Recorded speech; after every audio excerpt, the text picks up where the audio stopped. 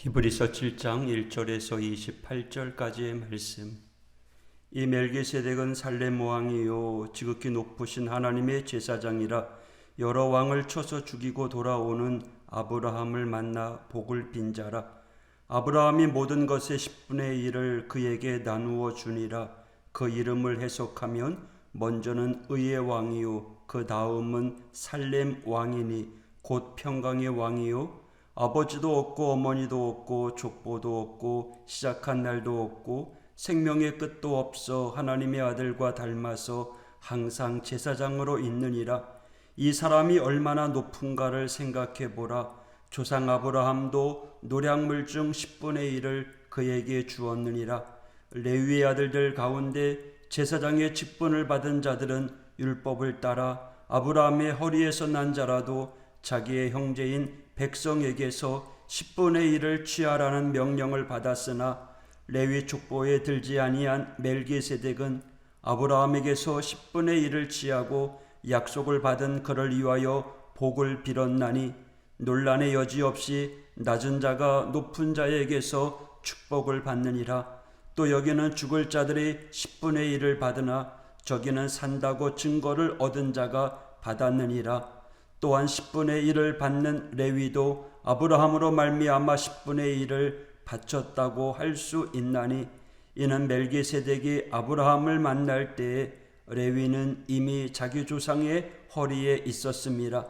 레위 계통의 제사 직분으로 말미암아 온전함을 얻을 수 있었으면 백성이 그 아래에서 율법을 받았으니 어찌하여 아론의 반차를 따르지 않고 멜기세덱의 반차를 따르는 다른 한 제사장을 세울 필요가 있느냐. 제사 직분이 바꾸어졌은즉 율법도 바꾸어지리니 이것은 한 사람도 제단 일을 받들지 않는 다른 지파에 속한 자를 가리켜 말한 것이라. 우리 주께서는 유다로부터 나신 것이 분명하도다.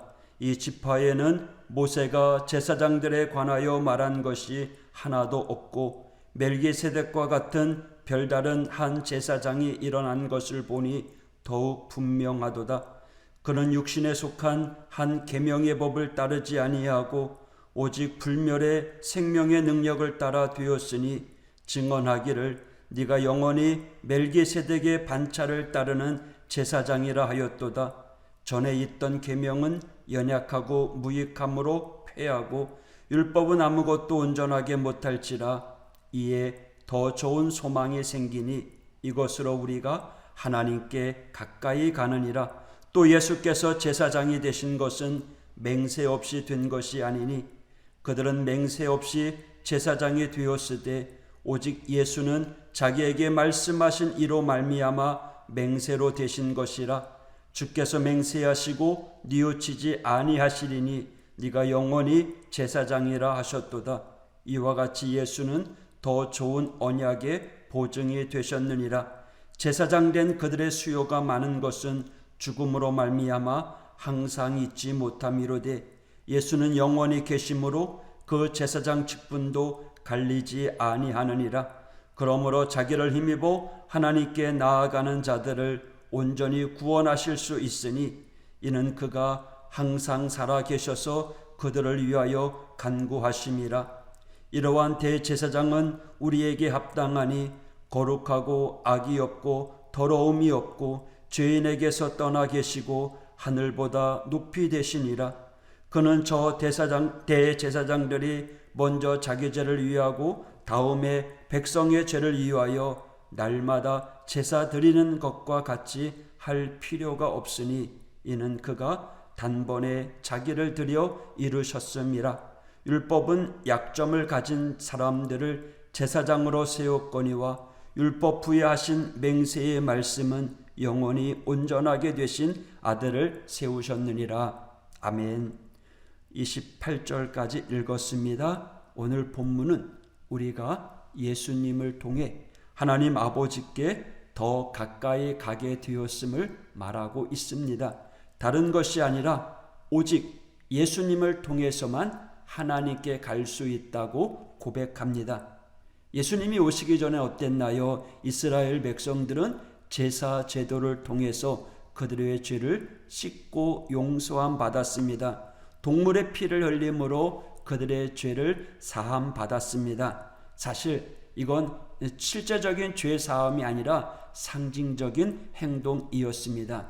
동물의 피가 사람의 죄를 사할 수 없기 때문이죠. 그 피의 가치를 따진다면 둘의 차이가 명백하기 때문입니다. 11절에 보면 레위 계통의 제사 직분으로 말미암아 온전함을 얻을 수 있었으면 백성이 그 아래에서 율법을 받았으니 어찌하여 아론의 반차를 따르지 않고 멜기세덱의 반차를 따르는 다른 한 제사장을 세울 필요가 있느냐.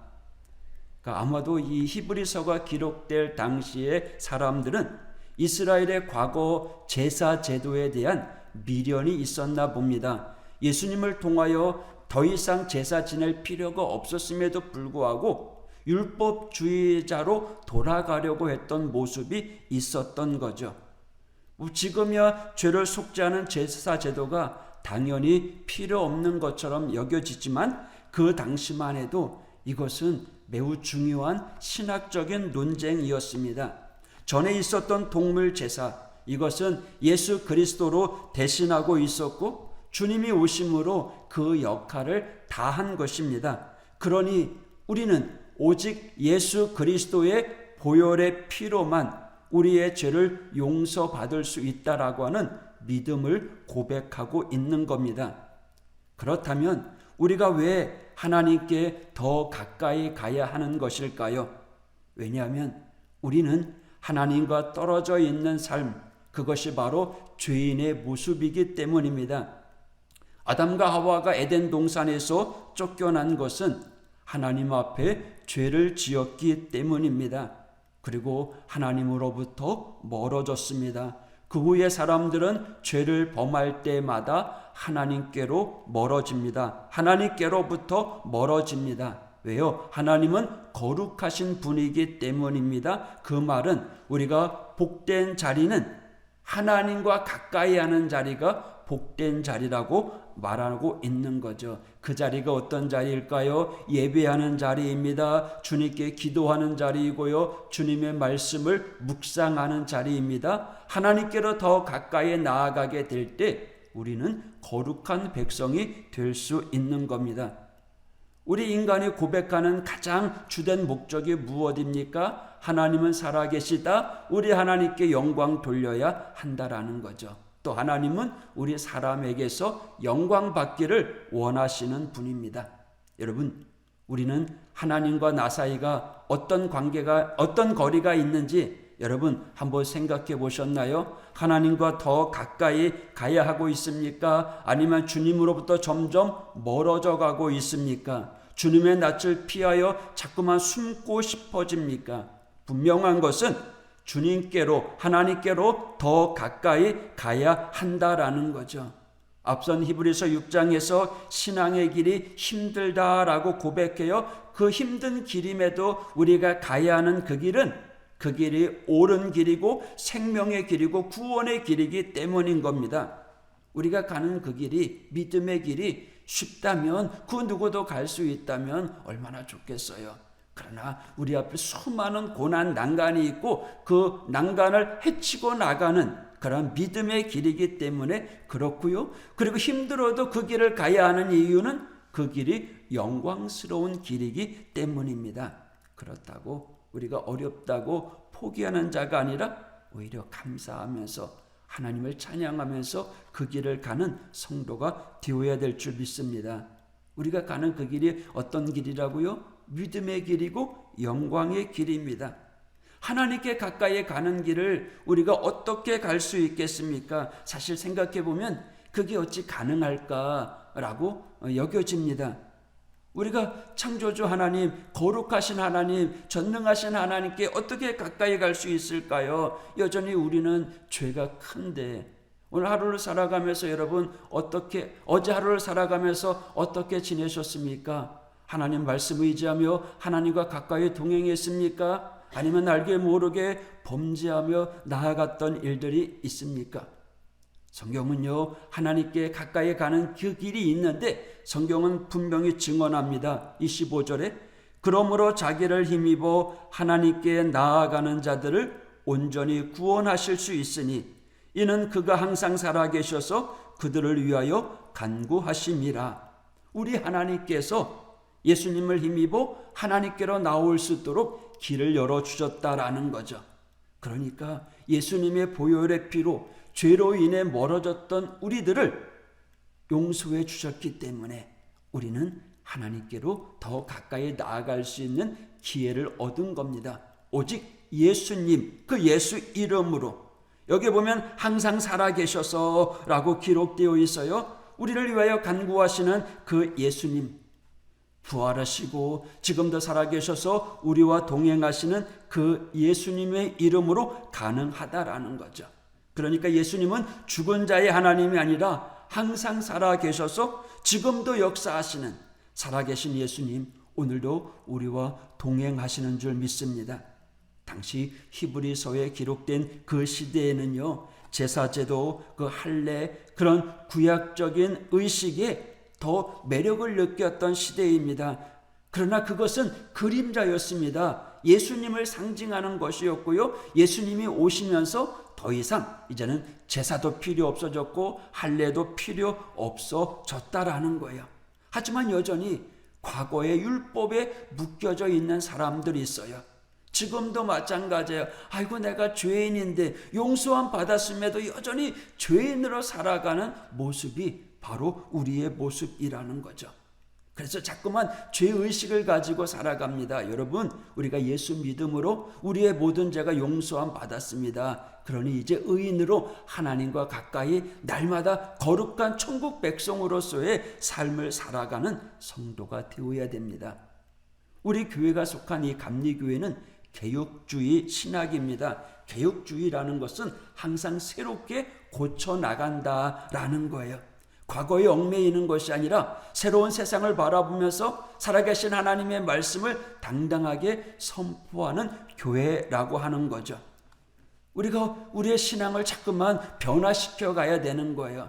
변화시킨다고 해서 다르게 세상 것으로 바꿔지는 것이 아니라 그것은 변질이라고 이야기하고요. 하나님 안에서 우리의 신앙이 점점 자라가야 된다라는 거죠.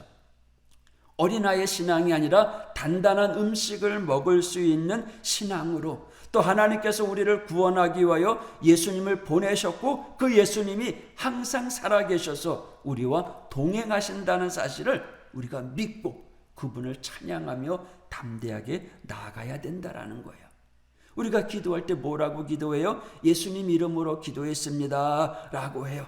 그렇게 기도하는 것만이 아니라 실제로 우리의 삶 가운데 예수님께서 이루어 주실 걸 믿고 기도하는 겁니다.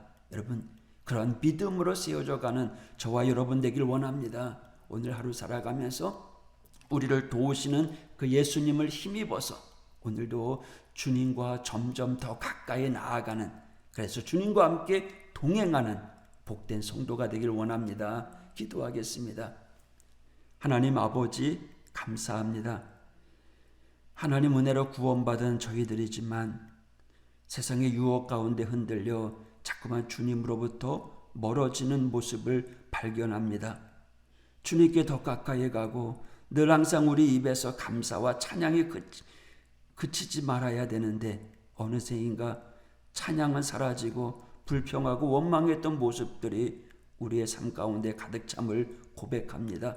주님, 저희들을 위로하여 주시고 다시금 주님의 은혜와 사랑을 회복시켜 주시옵소서.